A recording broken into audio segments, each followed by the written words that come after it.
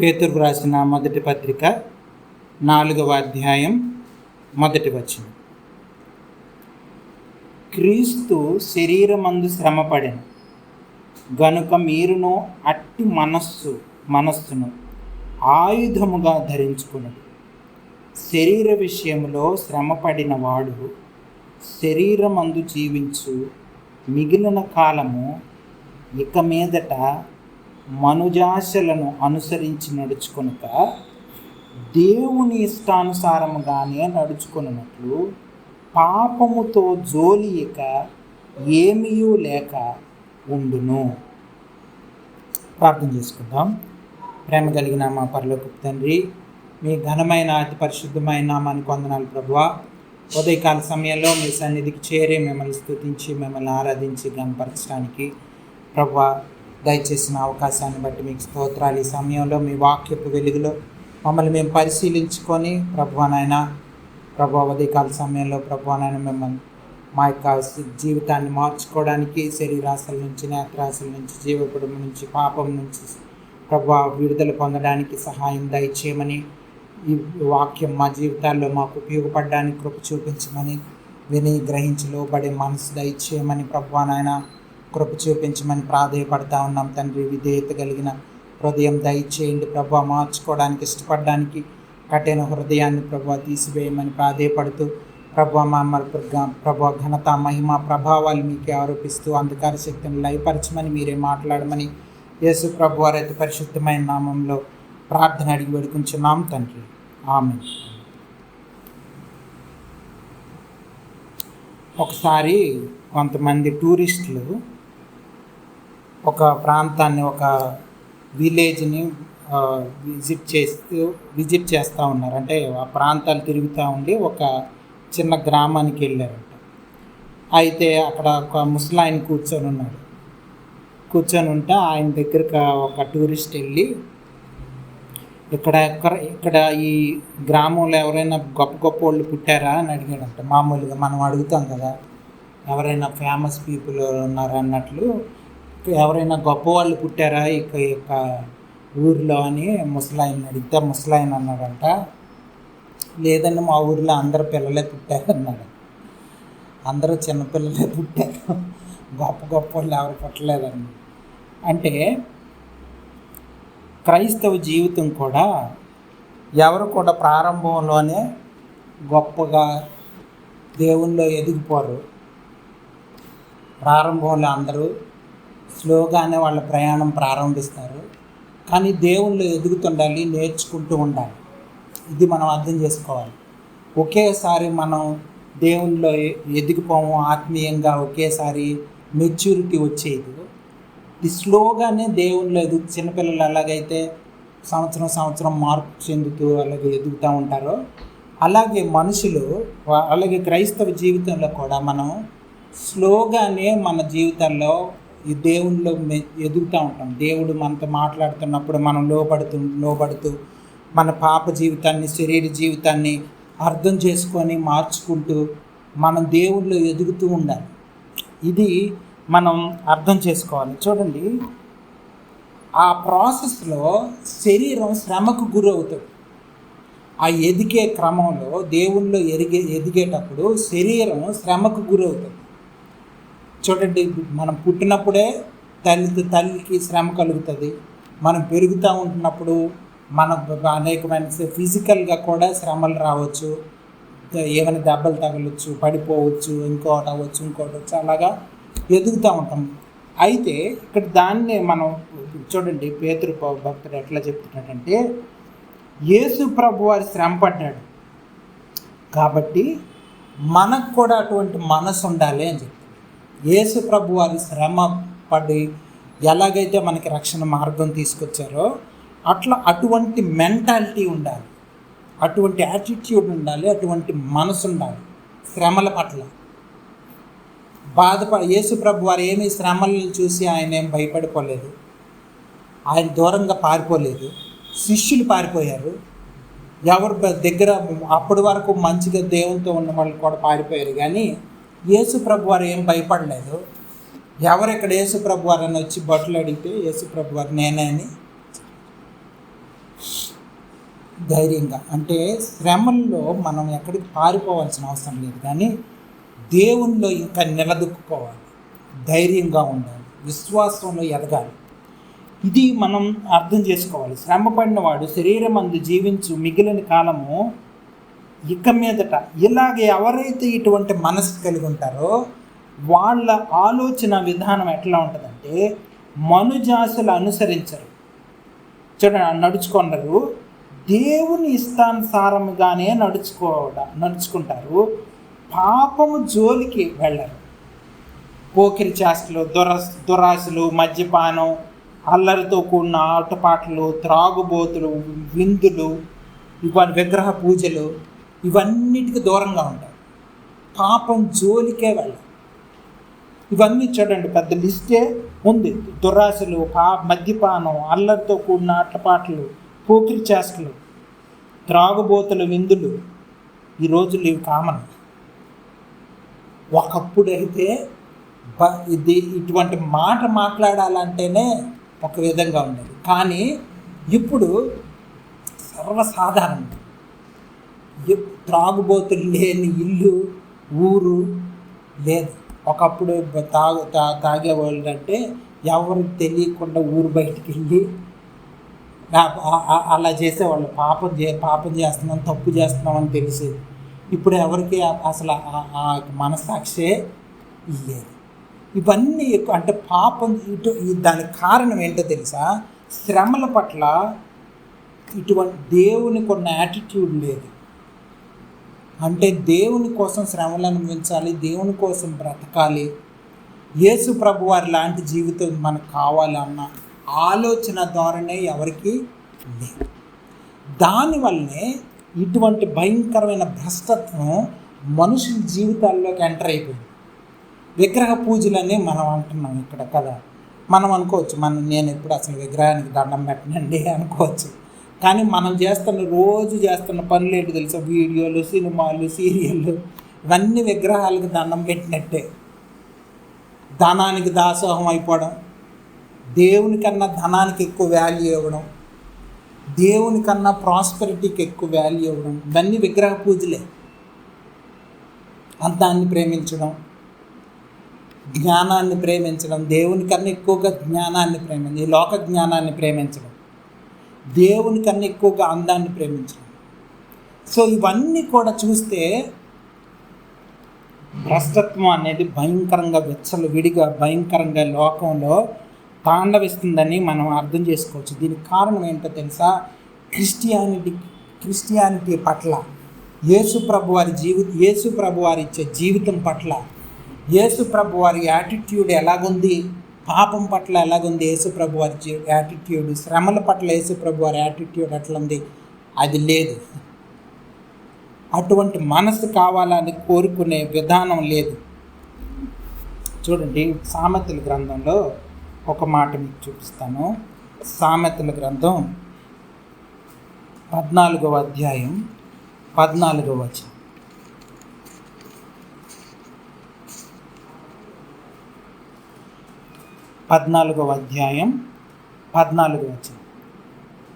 భక్తి విడిచిన వాని మార్గములు, అంటే బ్యాక్ స్లైడర్ వేస్ అన్నమాట.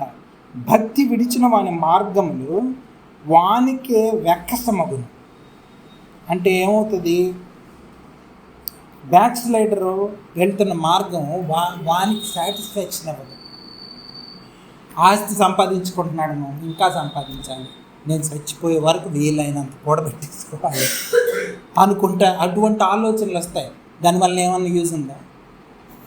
వీలైనంత కూడబెట్టుకున్నాడు, చనిపోయి ఏమి యూజ్, ఏమీ ఉపయోగం లేదు. అంటే ఏమవుతుంది? ఆయన ఆయనకే సాటిస్ఫాక్షన్ లేకుండా చేసేస్తాడు. ఇంకా సంపాదించేయాలా, లేకపోతే ఇంకా చదువుకోవాలా, లేకపోతే ఇంకా జ్ఞానం సంపాదించేయాలా, డబ్బులు సంపాదించేయాలా అన్నది ఆ తృప్తి లేని జీవితం అలా ఉంటుంది. ఇంకా మంచివాని స్వభావము వానికే సంతోషం ఇచ్చింది. అంటే ఎవరైతే దేవునిలో ఉంటున్నారో, దేవుని మీద ఆధారపడి బ్రతకాలనుకుంటున్నారో, ఉన్న దాంట్లో సంతృప్తి చెందుతున్నారో, వాళ్ళకి సాటిస్ఫాక్షన్ ఉంది లైఫ్లో. దేవునిలోనే మనిషికి సంతృప్తి, సంతోషం, సమాధానం ఉన్నాయి. ఇంక మనిషి ఎంత వెతికినా ధనంలో, జ్ఞానంలో, వాటిలో సాటిస్ఫాక్షన్ దొరికే అవకాశమే, సంతృప్తి దొరికే అవకాశమే లేదు.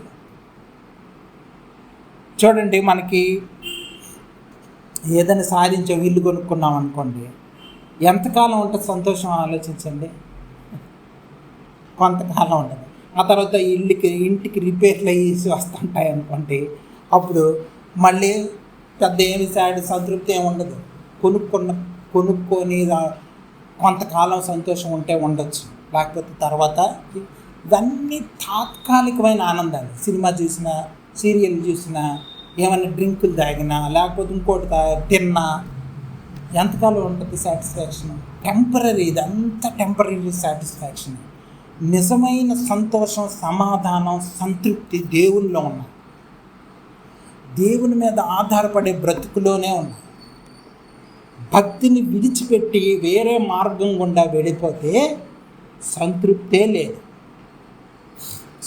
లేదు మనిషికి.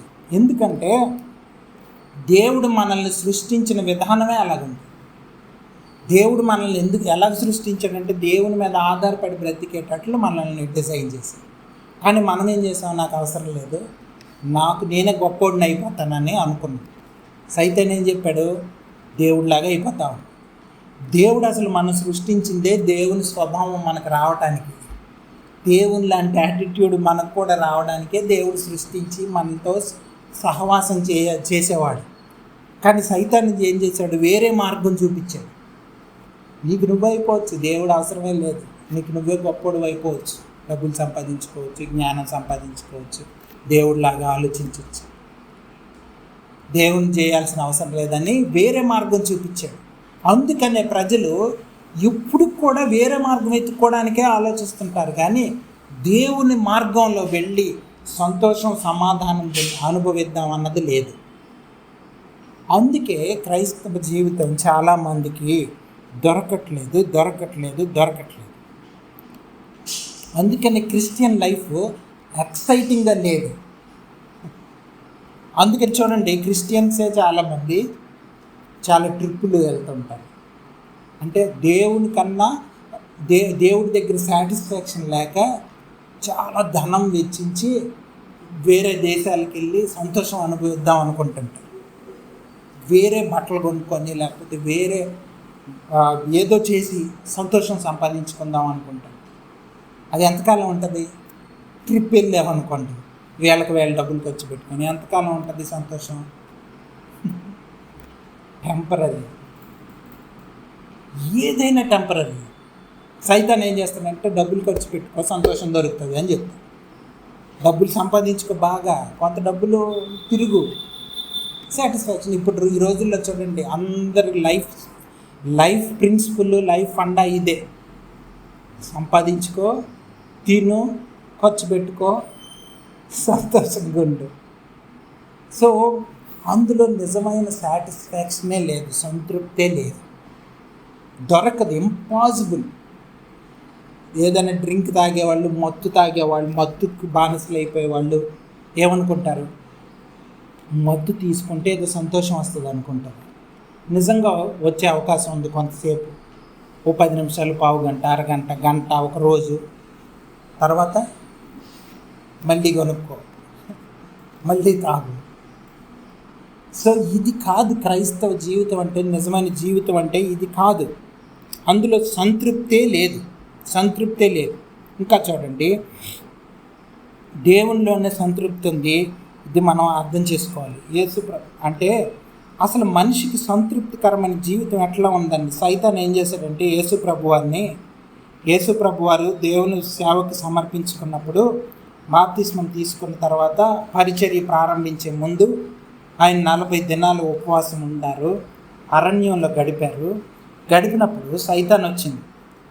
అపవాది వచ్చి వాడు యేసు ప్రభువారిని శోధించాడు, టెస్ట్ చేసి. ఏమని?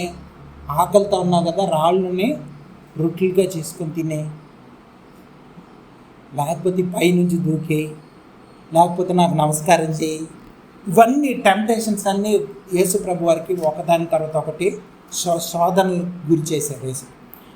ఆ వాటిలో యేసు ప్రభు వారు చూడండి, ఆయన యొద్దకు 4వ వచనం, మత్తయి సువార్త 4వ అధ్యాయం 4వ వచనం చదువుతున్నాను చూడండి, పేజ్ నెంబర్ 5. అందుకు ఆయన చూడండి 3వ వచనం, ఆ శోధకుడు ఆయన యొద్దకు వచ్చి, నీవు దేవుని కుమారుడు అయితే, మళ్ళీ చూడండి, అంటే సైతాన్ని శోధించే విధానం చూడండి. చాలామంది అంటుంటారు కదా, నువ్వు కానీ నిజంగా ధైర్యవంతుడు అయితే, నిజంగా మనిషి అయితే అంటుంటారు. అలాగా సైతాన్ని ఏం చేస్తున్నారంటే, నీ దేవుని కుమారుడు అయితే అంటే ఇప్పుడు ప్రూవ్ చేసుకోవాలన్నమాట సైతానికి, నేను దేవుని కుమారుడిని ప్రూవ్ చేసుకోవాల్సిన అవసరం ఉందా? సైతాన్ చెప్పినా సైతాన్ ఒప్పుకోకపోయినా యేసు ప్రభు వారి దేవుని కుమారుడే. అది నువ్వు సర్టిఫికెట్ ఇవ్వాల్సిన అవసరం లేదు. ఎవరో మనకు సర్టిఫికెట్ ఇవ్వాల్సిన అవసరం లేదు. చూడండి, మనిషి కుమారుడు నువ్వు కానీ దేవుని కుమారుడు అయితే రాళ్ళు రొట్టెలగునట్లు ఆజ్ఞాపించు. అందుకు ఆయన మనుషుడు రొట్టె వలన మాత్రం కాదు కానీ దేవుని నోటి నుండి వచ్చే ప్రతి మాట వలన జీవిస్తాడని. ఇది పాత నిబంధన గ్రంథంలో ద్వితీయోపదేశ కాండంలో 8వ అధ్యాయం 3వ వచనంలో ఈ మాటను, ఆ మాటని మోషే భక్తుడు ఇశ్రాయేలీయులకు చెప్పిన మాటనే యేసు ప్రభు వారు సైతానికి చెప్పాడు. మనిషి జీవించేది ఈ ఫుడ్ వలన మాత్రమే కాదు. అఫ్కోర్స్ బ్రతకడానికి ఆహారం అవసరం, కానీ దానివల్ల మాత్రమే మనిషి జీవించడు. దేవుని నుంచి వచ్చే ప్రతి మాట వలన. అంటే ఏంటి? వాక్యం అనేది చాలా చాలా ప్రాముఖ్యమైనది క్రైస్తవ జీవితంలో. ఎవరికైనా పెళ్ళికి ముందు ఎంగేజ్మెంట్ అయింది, లేకపోతే ఎవరైనా ఇద్దరు ప్రేమించుకుంటున్నారు అనుకోండి, ఇద్దరు యవనస్తులు అమ్మాయి అబ్బాయి ప్రేమించుకుంటున్నారు అనుకోండి, అమ్మాయి ఉత్తరం రాసింది, లేకపోతే అబ్బాయి అమ్మాయికి ఉత్తరం రాసింది అనుకోండి, ఏం చేస్తారు? అప్పుడప్పుడు కొంచెం చదివి పక్కనేసి రాస్తుంటారా? లెటర్ రాశారనుకోండి, అమ్మాయికి అబ్బాయి లెటర్ రాశాడు అనుకోండి, కొంచెం చదివి ఒక పక్కన పెట్టేస్తుంటారా? ఏం చేస్తారు? పదే ఏం రాశాడని తెగ చదివేస్తూ ఉంటాం. ఏం రాశారు అది తెలిసినా చదివేసామన్నా అయినా మళ్ళీ చదువుతుంటాం. కానీ దేవుడు మనిషికి ఎలా జీవించాలన్నది ఇందులో రాసి పెట్టాడు. మనం ఏం చేస్తాం? కొంచెం చదివి పక్కన పెట్టేస్తుంటాం, ఏం పట్టించుకోం, వాల్యూ ఇవ్వం. అంటేనే మనం ధోరణి ఎట్లుందో, మన ఆలోచన విధానం ఎట్లుందని తెలిసిపోతుంది ఇక్కడే. మనం బైబిల్ చదివేదాన్ని, భక్తులైతే ఖాళీ దొరికితే బైబిల్ చదువుకుంటూ ఉంటారు. మనం బైబిల్ చదువుకోవడం అమ్మ ఈరోజుకి అయిపోయిందిరా అనుకుంటాం. క్వైట్ టైం చేసుకోవాలనుకుంటే చేసుకున్నాను అయిపోయింది అంటాం. అంటే యాటిట్యూడే సరిగ్గా ఉండదు మనకు. ఎంత వీలైతే అంత ఎక్కువ వాక్యం చదువుకోవాలి, ధ్యానం చేయాలి. అఫ్కోర్స్ కంటిన్యూస్గా మనం ఉద్యోగం చేసేవాళ్ళు, వ్యాపారాలు చేసుకునేవాళ్ళు కంటిన్యూస్గా బైబిల్ చదువుకోవాలంటే, చదువుకునేవాళ్ళు స్టూడెంట్స్ కంటిన్యూస్గా బైబిల్ చదువుకోవాలంటే అవ్వదు. కానీ వీలు దొరికినప్పుడల్లా మనం బైబిల్ చదువుతున్నామా లేకపోతే వేరే పనులు చేసుకుంటున్నామా అన్నదే ఆధారం. లేకపోతే వాకింగ్ గురించి ఆలోచిస్తున్నామా అన్న ధోరణి మీదే నిజమైన క్రైస్తవులమా కాదా, సాటిస్ఫాక్షన్ ఉందా, క్రిస్టియన్ లైఫ్ అసలు ఎక్సైటింగ్గా ఉందా, అసలు క్రిస్టియన్ లైఫ్ అంటే ఎక్సైటింగ్ లైఫ్ అని తెలుసా? క్రిస్టియన్ లైఫ్ అంటే చాలామందికి బోరింగ్ లైఫ్. చాలామందికి క్రిస్టియన్ లైఫ్ అంటే బోరింగ్ లైఫ్, ఎక్సైట్మెంటే లేదు. బైబిల్ చదువుకోవడం, ప్రార్థన చేసుకోవడం ఎంతసేపు అండి? సంతృప్తి లేదు, సంతోషం లేదు, సమాధానం లేదు. ఎందుకంటే ఈ టెంపరీ ప్లెజర్స్లోనే సంతోషం, సమాధానం ఉందని అనుకుంటున్నారు. చాలామంది మోసపోతున్నారు. అందుకే చాలామందికి క్రైస్తవ జీవితం దొరకట్లేదు. ఇశ్రాయేలీయులకి ఆహారం దొరకట్లేదు. ఇశ్రాయేలీయులకి ఆకలి వేసేస్తుంది, ఆహారం లేదు.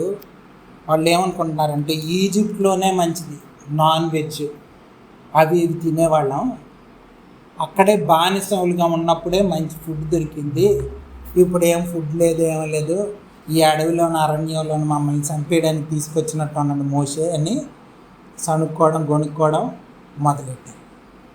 దేవుడు ఆహారాన్ని ఇవ్వగలడు, పోషించగలడు, చెప్పులు అరిగిపోకుండా చేయగలడు, బట్టలు మాసిపోకుండా చేయగలడు అని ప్రూవ్ చేశాడు వాళ్ళకి. 40 సంవత్సరాలు దేవుడు ఆహారాన్ని వాళ్ళకి ఇచ్చాడు.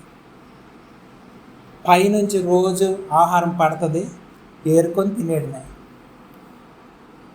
చెప్పులు నడుస్తూ ఉంటారు, చెప్పులు అరిగిపోవు, బట్టలు ఏం మాసిపోవు, అవే బట్టలు 40 years కూడా ఏం చెప్పు చెదరు. ఇంకంతకల్లా ఏమైనా కావాలా మనిషికి? దేవుడు అవన్నీ ఇస్తాడు అని ప్రూవ్ చేశాడు. God will provide everything you need అన్నది దేవుడు ప్రూవ్ చేశాడు వాళ్ళకి. అయినా వాళ్ళకి ఆ జీవితం చాలామందికి అర్థం కాలే. అనేక మంది జీవితాన్ని ప్రారంభించిన వాళ్ళు, దేవుల్లో జీవితాన్ని ప్రారంభించిన వాళ్ళు అర్థం కాక ఇదే. అందుకని మోషే ఏం చెప్తున్నాడంటే, మీరు పాలుతేనెలు ప్రవహించే ఈ దేశానికి వచ్చేసారు, ఇశ్రాయేల్ దేశానికి వచ్చేసారు, దేవుడు ప్రామిస్ చేసిన దేశానికి వచ్చేసారు, దేవుడిని మటుకు మర్చిపోకండి. మీరు తిండి వల్ల బ్రతుకుతున్నారని అనుకోకండి. మీరు చేసే ఉద్యోగాల వల్ల, మీరు చేసే వ్యాపారం వల్ల, వ్యవసాయం వల్ల, వాటి వలన బ్రతుకుతున్నారు అనుకోకండి. దేవుని మాటల వలన బ్రతుకుతాడు మనిషి. ఇది అర్థం చేసుకోండి, మర్చిపోకండి. ఇది మర్చిపోయిన రోజు ఈ దేశం మీకు దక్కదు.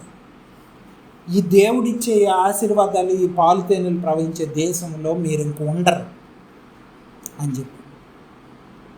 అయినా ఎవరు వినలేదు, అయినా ఎవరికి అర్థం కాలేదు. దేవుని స్వరం మీద ఆధారపడతాం, దేవుని స్వరాన్ని బట్టే మనం బ్రతుకుతాం, దీన్ని బట్టి మనిషి జీవిస్తాం, ఈ వాక్యాన్ని బట్టి మనిషి బ్రతుకుతాడు.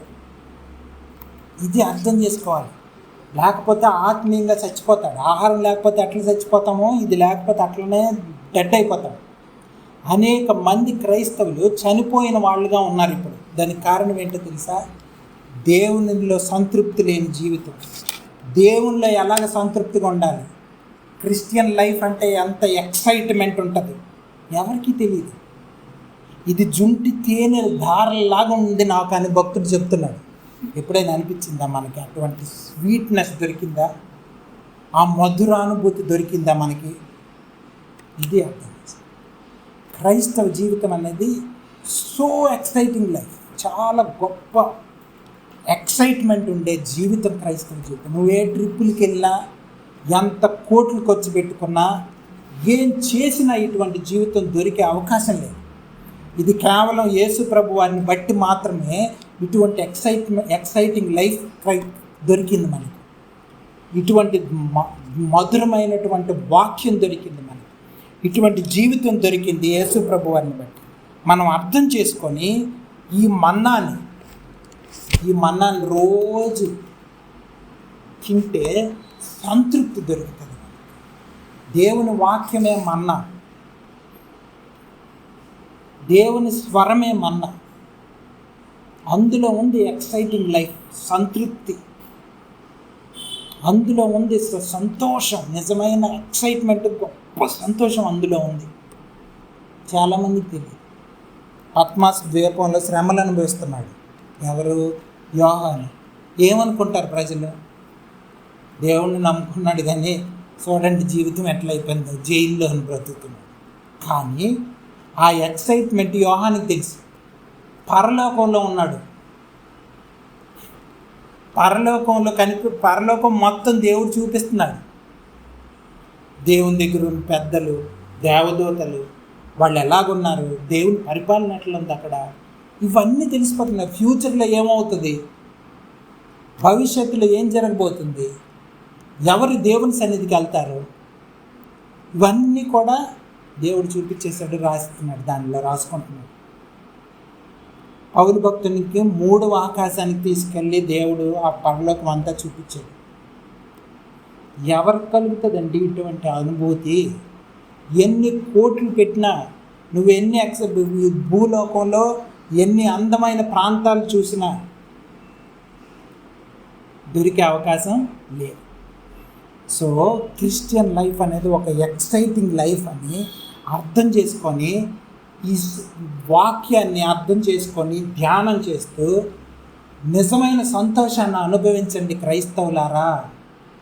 నిజమైన సంతోషాన్ని అనుభవించి ఆనందించండి, సంతృప్తికరమైన జీవితాలని జీవించండి అని పరిశుద్ధాత్మ దేవుడు ఉదయకాల సమయంలో మనందరితో మొరపెట్టుకుంటా ఉన్నాడు. మనందరితో పరిశుద్ధాత్మ దేవుడు చెప్తున్నాడు, బతిమాలుకుంటున్నాడు. ఈ జీవితాన్ని విడిచిపెట్టుకోకండి, పోగొట్టుకోకండి. భక్తి లేని జీవితం వైపు వెళ్ళిపోకండి. వేరే మార్గాల్లో సంతోషం లేదు. యేసు ప్రభు వారి మార్గంలోనే సంతోషం, సమాధానం ఉంది. అవే శ్రమల మార్గం. ఆ కిరీటం దొరికే ముందు మనకి శ్రమలు ఉన్నాయి. ఆ శ్రమలను చూసి భయపడిపోయామా, ఎక్సైటింగ్ లైఫ్ దొరకదు. ఆ శ్రమల్లోనే ఎక్సైటింగ్ లైఫ్ ఉంది. యేసు ప్రభు అందుకని ఇటువంటి యాటిట్యూడ్ ఉండాలి. శ్రమల పట్ల యేసు ప్రభు వారికి ఎటువంటి యాటిట్యూడ్ ఉందో మనకు అటువంటి యాటిట్యూడ్, దృక్పథం ఉండాలని దేవుడు చెప్తున్నాడు. చూడండి, ఇది కాబట్టి మనం అర్థం చేసుకోవాలి. ఇటువంటి దేవుడు లేకుండా మనం ఏం చేయలేము. ఆ తీగలు ద్రాక్షవల్లి గురించి యేసు ప్రభు వారు మాట్లాడినప్పుడు నాకు వేరుగా మీరేమీ చేయలేరని ఉంది. దేవుని వాక్యం గురించి చాలా చాలా మాటలు ఉన్నాయి. కొన్ని మాటలు చదివి మనం ప్రార్థన చేసుకుందాం. యోహాను సువార్తలో ఒక మాట చదువుతున్నాను, 6వ అధ్యాయం 63వ వచనం. ఆత్మయే జీవింపజేయుచున్నది, శరీరం కేవలం నిష్ప్రయోజనం. నేను మీతో చెప్పి ఉన్న మాటలు ఆత్మయు జీవమునై ఉన్నవి అని చెప్తాను. చూసారా, ఈ బైబిల్ గ్రంథంలో ఉన్న మాటలు జీవం, లైఫ్ అండ్ స్పిరిట్ అని చెప్తున్నాడు. ఇంకా హెబ్రీలకు రాసిన పత్రిక 4వ అధ్యాయం 12వ వచనం. ఎందుకనగా దేవుని వాక్యము సజీవమై బలము గలదై రెండంచులు గల ఎటువంటి ఖడ్గము కంటెను వాడిగా ఉండి ప్రాణాత్మలను, కేళ్లను, మూలిగను విభజించినంత మట్టుకు దూరుచు హృదయం యొక్క తలంపులను, ఆలోచనలను శోధించుచున్నది. చూడండి, వాక్యం యొక్క శక్తి ఏం చేస్తుందంటే ఈ లోకం యొక్క జీవితం గురించి, శరీరానుసారమైన పాప జీవితం గురించి, ఆత్మానుసారమైన జీవితం గురించి విభజించేసి చెప్తుంది, మనకు చూపిస్తుంది. దేవుని వాక్యం చదువుతుంటే ఇది కదా జీవితం అని మనకి కనువిప్పు కలిగేటట్లు చేస్తుంది. వాక్యం అంతా దేవుని ఊపిరి. చూడండి, తిమోతికి రాసిన 2వ పత్రిక